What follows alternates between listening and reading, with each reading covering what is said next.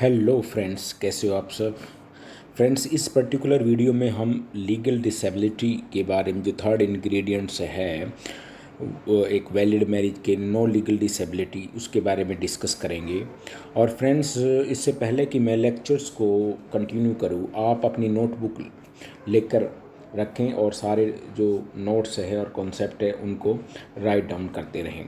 तो फ्रेंड्स, जहाँ तक जो लीगल डिसेबिलिटी का मामला है, legal disability means the existence of certain circumstances under which marriage is not permitted. These prohibition have been classified to 4 classes as follows. देखो, legal disability का मतलब ये होता है कि कुछ ऐसे सरकमस्टांसिस का होना जिसके कारण जो मैरिज को परमिशन नहीं हो सकता। इसलिए इन प्रोहिबिशंस को हम 4 क्लासेस में जो डिवाइडेड करते हैं। पहले तो फ्रेंड्स है एब्सोल्यूट इनकैपेसिटी ऑफ प्रोहिबिशंस। पहला तो एब्सोल्यूट इनकैपेसिटी ऑफ प्रोहिबिशन होना है। नंबर 2 है relative incapacity of prohibitions. Number 3 है prohibitory incapacity of prohibitions. Number 4 है डायरेक्टरी इनकैपेसिटी ऑफ प्रोहिबिशंस। तो फ्रेंड्स, इस पर्टिकुलर लेक्चर में हम एब्सोल्यूट इनकैपेसिटी ऑफ प्रोहिबिशंस को डिस्कस करेंगे। देखो friends, absolute incapacity to marriage arise from, जो एब्सोल्यूट इनकैपेसिटी है वो 3 तरीके से अराइज होती है। एक कॉन्संग्यूनिटी के नाम से, एक एफिनिटी के नाम पर, और तीसरा है फोस्टर एज के द्वारा। नंबर 1 जो है कॉन्संग्यूनिटी क्या होती है। देखो friends, consanguinity means blood relationships and bar से मैरिज फ्रॉम मैरिंग। देखो, जो कॉन्संग्यूनिटी है इसका मतलब ये है कि ब्लड रिलेशनशिप्स, जो व्यक्ति है उसके ब्लड रिलेशनशिप में कुछ ऐसे रिलेशंस होते हैं जिसके साथ वो शादी नहीं कर सकता। जैसे कि उसकी मदर है, मान लीजिए ए है, ए की मदर और उसकी ग्रैंड मदर है या उसकी ग्रेट ग्रैंड मदर है, मतलब माँ, दादी, परदादी, सरदादी, इस तरह से उसमें वो शादी नहीं कर सकता। दूसरा, हिज डॉटर और grand daughter how low so averse.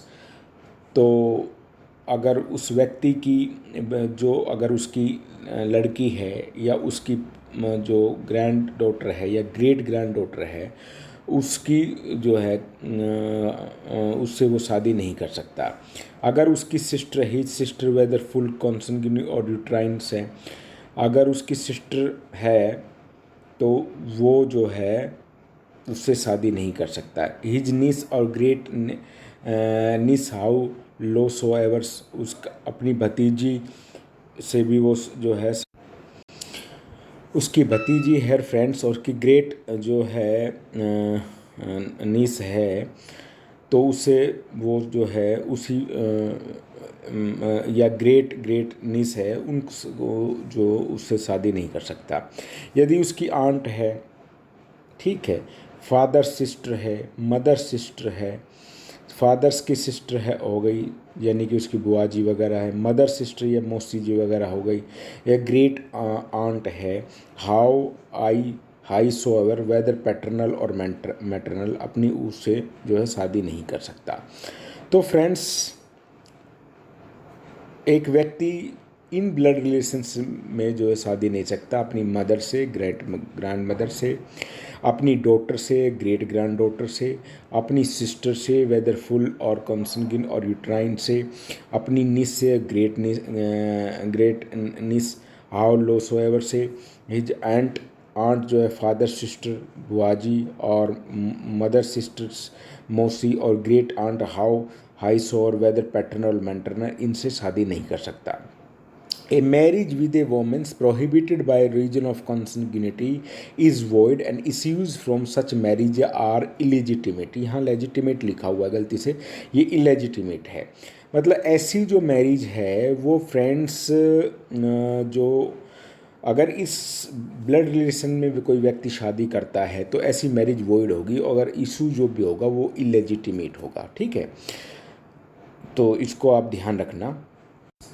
अब फ्रेंड्स, हम जो इसमें सेकंड है एफिनिटी को बात करेंगे। देखो, एफिनिटी का मतलब ये है कि जो व्यक्ति एक व्यक्ति अगर उसके वाइफ के रिलेटिव से जो है शादी वाइफ के जो रिलेशन में शादी नहीं कर सकता है, या मैरिज के रिलेशन से या मैरिज के रिलेशनशिप से कोई रिलेशंस अगर बनते हैं तो उनसे वो व्यक्ति शादी नहीं कर सकता। जैसे a man is prohibited from marrying, एक व्यक्ति जो है इन व्यक्तियों से शादी नहीं कर सकता। हिज वाइफ्स मदर, जैसे अपनी वाइफ है उसकी मदर, उसकी यानी कि उसकी सास होगी, या उसकी वाइफ की ग्रैंड मदर है, हाउस सो एवर्स, यानी कि वाइफ की मदर, ग्रैंड मदर और ग्रेट ग्रैंड मदर एक्सेट्रा है, जो उनसे शादी नहीं कर सकता। ठीक है, अपनी हिज वाइफ्स डॉटर और grand daughter how high low so averse, उसकी वाइफ की अगर मान लीजिए पहले से कोई संतान है,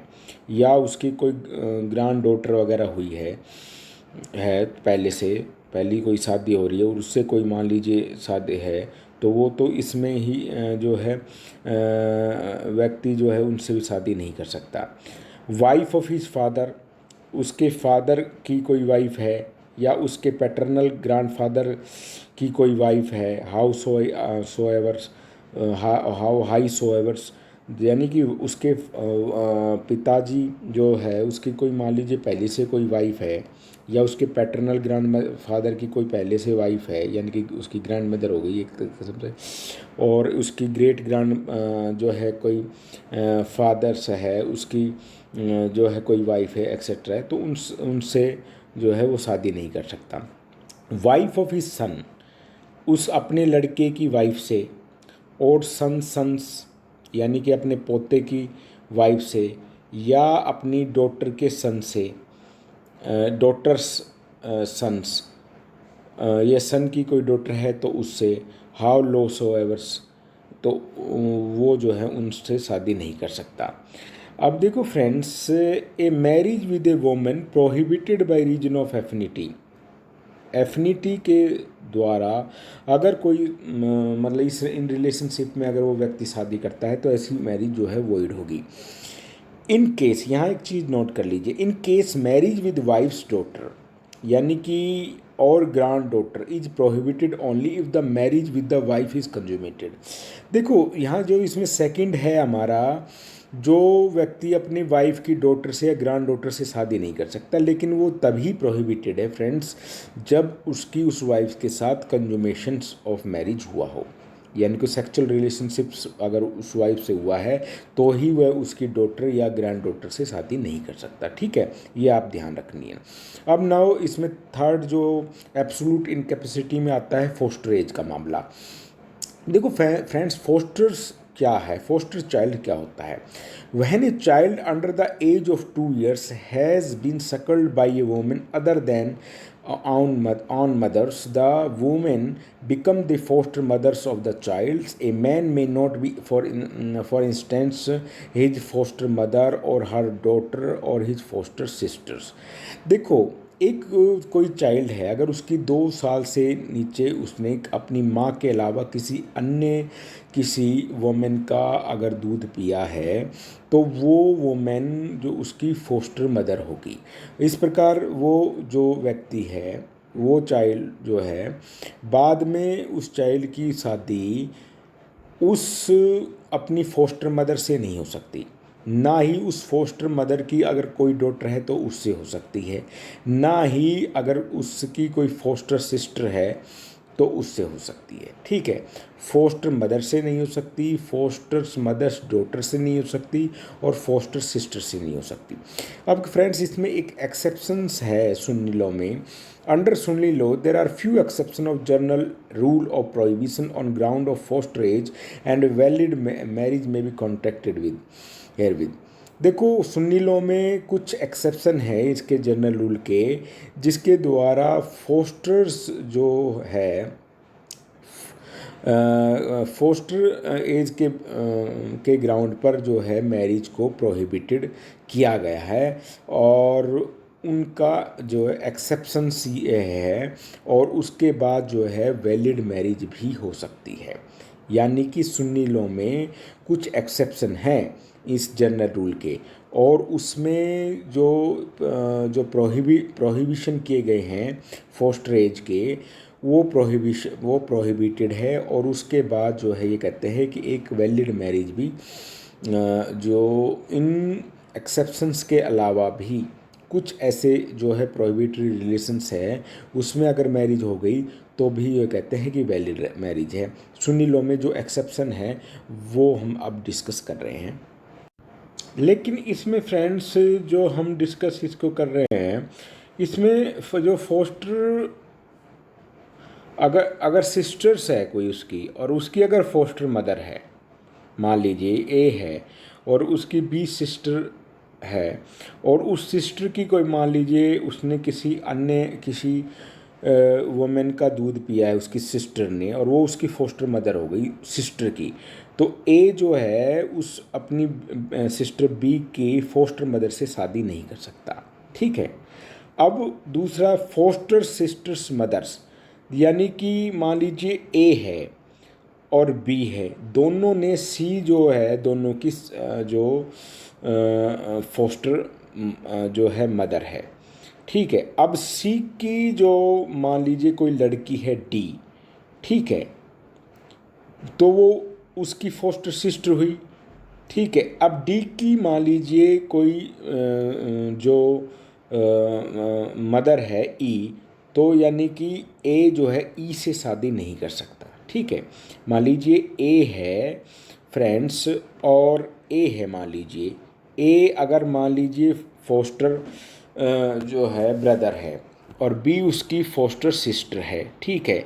अब ये कहता है कि जो फोस्टर सिस्टर है ना, ये बी उसकी फोस्टर सिस्टर की मदर मान लीजिए कोई ई है, तो वो जो है ए उसकी फोस्टर ई से शादी कर सकता है। इसका मतलब ये है। ठीक है।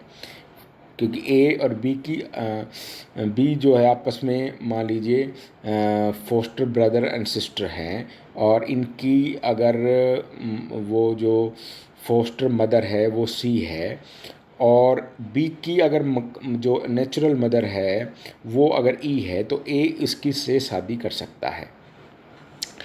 फोस्टर सन सिस्टर्स, उसका मान लीजिए फोस्टर सन सिस्टर, अगर उसका कोई फोस्टर सन है और उसकी सिस्टर से जो है वो शादी कर सकता है। यानी कि मान लीजिए ए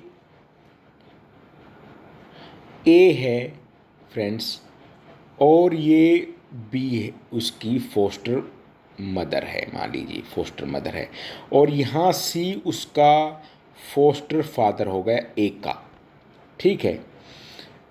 तो ये सी का ए जो है फोस्टर सन हो गया, और फोस्टर सन की अगर मान लीजिए ये डी जो है अगर उसकी फोस्टर सन की मान लीजिए सिस्टर हुई, तो सी जो है उससे शादी कर सकता है।